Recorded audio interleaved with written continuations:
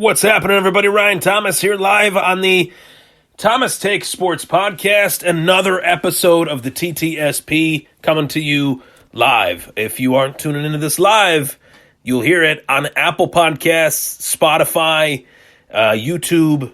It's out there. Look for it. You'll find it. I guarantee it. Thomas Take Sports Podcast. Really happy to be back on my podcast. Just me behind the mic, spitting fire, putting out good takes, putting out takes that people can really come to appreciate and come to enjoy during this really awful time. I mean, I won't sugarcoat it. This is pretty terrible in terms of everything that the world is going through right now. Everybody's got their own reasons why this sucks in terms of the COVID-19 pandemic and something that really has been going on for the last 2 months now, something that has no end in sight whatsoever. No politician could tell me when this is going to end, no governor, no president, nothing. So a lot of us are agitated, a lot of us are frustrated, a lot of us are worried as to when this is going to end. And the worst part is there is no end in sight. So with that being said, trying to just acknowledge that, take that in and absorb it, I've wanted to put out some takes on this podcast that will really help the folks at home stay busy and stay entertained. In particular, I think that fantasy football season is really, to me, it's right around the corner. I know it's May. We're not even anywhere close to the regular season even starting, but to me, it's right around the corner given the fact that the draft just ended, and this is when I really start to formulate a game plan as far as what new players entering the league do I really like, and what new players will take over within the 2020 NFL season. And in particular, I look at this 2020 NFL draft, and I see so much potential in terms of immediate impact within this 2020 NFL draft at quarterback, at running back, at wide receiver. I'm going to count down my 5 players that I truly believe will take over in 2020 as rookies within the world of fantasy football. And if you hear that crinkling noise in the background, that is my papers. That is what I'm putting together. So just bear with me for a moment here. So obviously, I guess, rather than going 5, 4, 3, 2, 1, we'll just rattle off the names that I think will be immediate impact guys for your fantasy lineup. So Joe Burrow would be the first one, would be the first overall pick in the National Football League draft of 2020. Joe Burrow had a phenomenal season with the LSU Tigers, over 60 touchdowns, burst onto the scene after being a transfer from Ohio State. And I really like what the Cincinnati Bengals did post-drafting Joe Burrow. My biggest criticism of the Bengals picking Burrow first overall, knowing that they had a wide variety of needs, is that if you're going to take Joe Burrow, put some weapons around the guy. Put some pieces around him. Don't just leave him on an island all by himself. They did that. They drafted T. Higgins. They have weapons really in the wings. Guys like Auden Tate, who are some of the most, one of the most sure-handed receivers. Tyler Boyd was a great slot receiver last year for a really bad team. And I think Joe Burrow throwing to the slot often to a guy that we'll later talk about in Justin Jefferson, who went to the Minnesota Vikings. I think Tyler Boyd is going to get a big uptick. I think A.J. Green could have one of his better seasons if he stays healthy. And I also think Auden Tate could be a possibility. And then you throw in the fact they did draft, as I mentioned, T. Higgins out of Clemson. I really like the weapons that Joe Burrow does have at his disposal. Really, the only question I have for the Cincinnati Bengals is that offensive line. Is that offensive line going to be able to protect Burrow as efficiently as they need to? That will be something to behold for sure. So Joe Burrow I put down here as one of those guys, and that's an obvious one.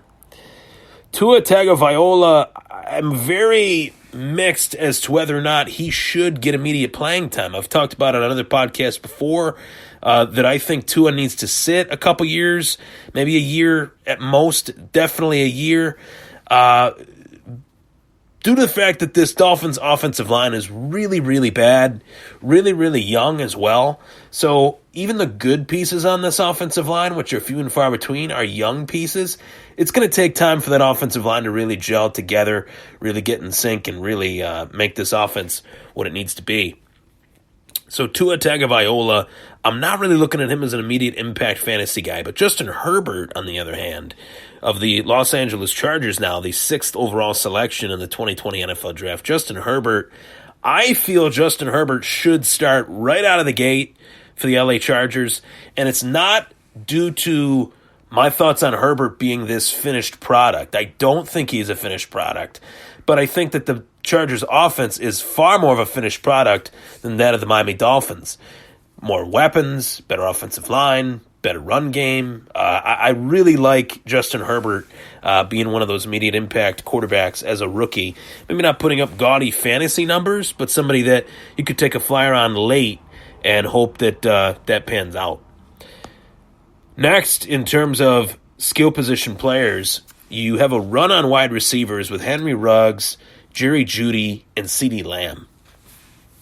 Out of all these receivers, I think all three of them will have solid rookie seasons. I think they all went to very opportunistic situations, whether it's Ruggs going to the Raiders being that deep threat that Derek Carr really needed, post Antonio Brown pulling a fast one on the Raiders, whether it's Jerry Jeudy being that receiver for Drew Lock to really round out this passing game, or whether it's CeeDee Lamb as a member of the Dallas Cowboys, one of three. CeeDee Lamb, Amari Cooper, Michael Gallup. I really look at Henry Ruggs as the biggest benefactor within those three, because really Ruggs is the obvious wide receiver one, but the Raiders really invested heavily in the wide receiver position in their draft, taking 3 or 4, if my memory serves me right. I'll do the research on that later, but Ruggs was arguably the best receiver in this draft. It was really tough to pick between these receivers, find out which receiver was better out of these three. You're really squinting. It's really tough to figure that out. All three of these guys are really good, and all three of these guys should be Pro Bowl caliber wide receivers. In terms of ranking these receivers for fantasy purposes, I would say Henry Ruggs would be number 1. Jerry Jeudy would be number 2. CeeDee Lamb would be number 3, and it's not because CeeDee Lamb is not great. CeeDee Lamb is phenomenal. I would actually say, in terms of ranking these receivers heading into the draft, you go back to my top 5 at the wide receiver position. CeeDee Lamb was number 1 in terms of my wide receiver rankings for this draft, but he went to a situation where that team already has some weapons. You already got Amari Cooper. You already got Michael Gallup. CeeDee Lamb, how is he going to fit into that? Will Cooper be gone? No, he signed a big long-term deal. Michael Gallup is a young receiver as well. So it's very tough figuring out. You only got one football out there. Plus, you don't know who the quarterback is of the Dallas Cowboys at this current point, with the whole Dak Prescott situation being a situation that is really puzzling. Dak requesting $40 million from the Dallas Cowboys per season after leading them to an 8-8 playoff-less season. That's Pat Mahomes' money, and Pat Mahomes just won the damn Super Bowl playing in 2 AFC championship games. So it's really tough for me to wrap my head around Dak Prescott asking for that much money. It's even tougher to wrap my head around the thought of Dallas even offering him $34 million and then Dak denying the $34 million. The whole thing just makes no sense. But CeeDee Lamb, I think in Dallas, great receiver. But in terms of fantasy purposes, you want that receiver that is the obvious weapon. You want a receiver that is on a team that doesn't have many mouths to feed. Henry Ruggs, the biggest mouth to feed on that Las Vegas Raiders roster. Jerry Jeudy, I think, as well in Denver. So there you have it in terms of the receivers. But there were so many receivers picked in this year's draft in the first round. Jalen Reagor in Philadelphia for the Eagles, obviously. Then, as I mentioned, Justin Jefferson in Minnesota. Very curious to see how Justin Jefferson fits into that Minnesota Vikings offense, given that Stephon Diggs was traded away. How will Jefferson fit and replace, essentially, Stephon Diggs? I think Justin Jefferson's a pretty damn good receiver. I honestly feel he should have went a lot earlier in this draft. Really, Miami could have picked him. The Vegas Raiders could have picked him again, but they went with Damon Arnett. Jacksonville took Kayvon Chaisson. Then the Eagles passed on Justin Jefferson for Jalen Reagor. That was a big point of contention within the national media on draft night. So Justin Jefferson, how will he replace Stephon Diggs? Will he fit that role? I think he can, but I don't know if he'll fit it as well as Diggs did. It's very tough to say. But, in terms of playing situations, I would say that Justin Jefferson is in a better situation in Minnesota fantasy-wise than Jalen Reagor is in Philadelphia. Philadelphia has a lot of uncertainty surrounding Carson Wentz and his ability to stay healthy or his inability to stay healthy. They selected Jalen Hurts in the second round as a backup quarterback, which really told me a lot. That the organization has question marks about that as well. Then San Fran, they selected Brandon Ayuk, great receiver out of Arizona State, Pac-12 beast. I'm very curious to see how he fits into this offense, but I'm not really too crazy on Jimmy Garoppolo. Not really a big believer in Garoppolo, but I do think Brandon Ayuk will be a decent player within this roster, within this San Fran roster. And then receivers and skill position players. The number one rookie to take for me within the 2020 fantasy football season for me is Clyde Edwards-Hilaire. And I touched on this in a previous podcast. In terms of that selection perfectly fits the scheme of Andy Reid's offense. And maybe Clyde Edwards-Hilaire was not the highest rated running back, but oftentimes what gets lost on people that follow the draft, even people that cover the draft, is it's not about taking the best players, it's about taking the players that fit your team the best. It sounds so Captain Obvious and so Sherlock Holmes-ish, but that is how I've seen it. And that's how I see it with this Clyde Edwards-Hilaire selection with the Kansas City Chiefs. Greatly enjoyed watching how they selected him, watching the tape, knowing the tape prior to the draft, and piecing it together. Oh, yes. That makes a ton of sense for the Kansas City Chiefs. So my number one rookie to take in the 2020 class is Clyde Edwards-Hilaire, who was the 32nd overall pick in the first round of the defending Super Bowl champion Kansas City Chiefs. It's going to be a juggernaut for quite some time. With guys like Pat Mahomes, with Tyreek Hill, with Travis Kelce, and now former LSU running back, Clyde Edwards-Hilaire.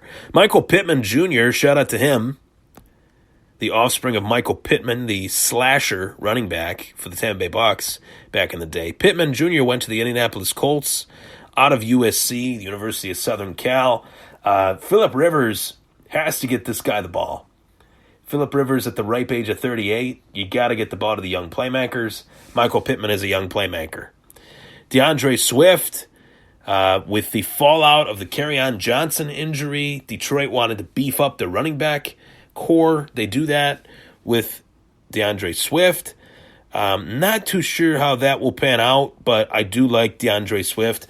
Another player that I greatly, greatly enjoyed studying and watching tape on in terms of the NFL draft was somebody that I really wanted the Buffalo Bills to take.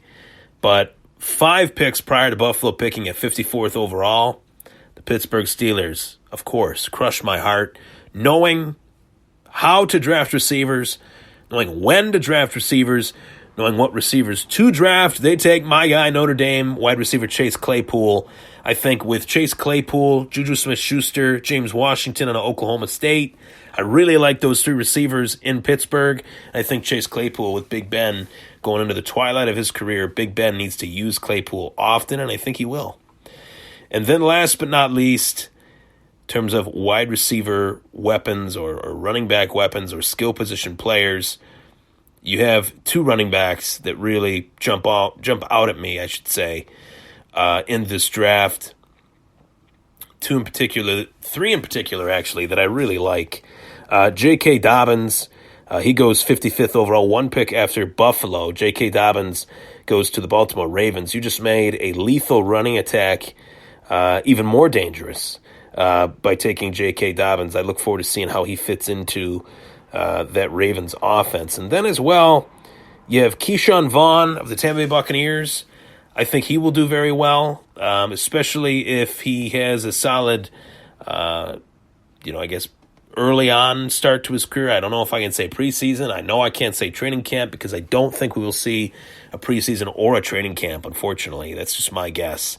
And then last but not least, within the offensive skill positions, I have Zach Moss listed as a fantasy rookie to watch. Listen, Buffalo really loves Devin Singletary, but what Buffalo really needed in 2019 was a balanced running attack. Frank Gore, nothing against Frank Gore, he's a future Hall of Famer, but was very long in the tooth. They needed to replace Frank Gore with a fresher, younger version of Frank Gore, and I think they did that by taking Zach Moss. I look forward to seeing Zach Moss running in between the tackles for the Buffalo Bills. There you have it, folks. I think the rookies are going to take over, and those are some of the rookies that I think will pay immediate dividends for fantasy owners around the country. I'm Ryan Thomas. It was the Thomas Take Sports Podcast. Take care. For more of me, myself, and I, spitting sports takes, follow me on Twitter at Ryan Thomas Take. Follow me on Instagram at Ryan Thomas Take. And take care. Stay safe, everybody.